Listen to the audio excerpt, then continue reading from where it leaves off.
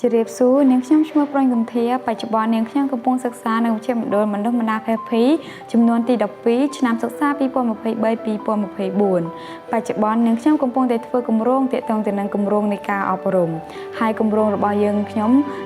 ធ្វើឡើងដើម្បីយុវជនដើម្បីការចូលរួមរបស់ប្រជាពលរដ្ឋគម្រោងរបស់ខ្ញុំអប់រំទៅលើសិស្សនៅកម្រិតអនុវិទ្យាល័យក្នុងគោលបំណងដើម្បីឲ្យពួកគាត់ទទួលបានពី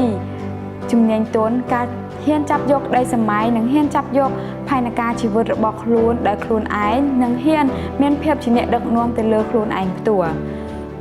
ហើយតំបន់គោលដៅរបស់នាងខ្ញុំគឺស្ថិតនៅឃុំគោកធ្លកស្រុកជីក្រែងខេត្តសៀមរាប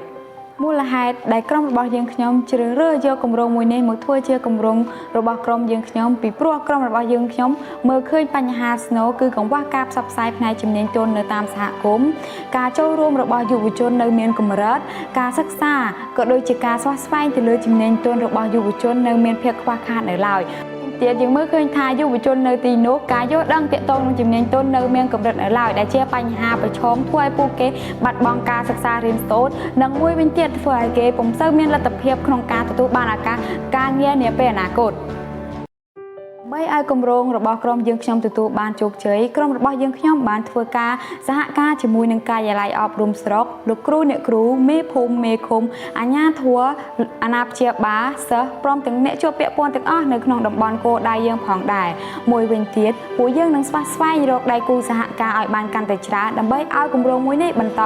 ទៅកាន់តែបានរីកចម្រើនផងដែរជាចុងក្រោយនាងខ្ញុំសង្ឃឹមថាសិស្សានុសិស្សនឹងទទួលបានចំណេះដឹងផ្នែកជំនាញទន់និងចេះកំណត់គោលដៅដោយខ្លួនឯងនិងហ៊ានចាប់យកក្តីសម័យមានភាពក្លាហានក្នុងការនិយាយបញ្ចេញមតិទៅតាមទីសាធារណៈនិងមានសមត្ថភាពគ្រប់គ្រងក្នុងការអភិវឌ្ឍសហគមន៍របស់ពួកគេឲ្យមានការរីកចម្រើនតទៅមុខទៀត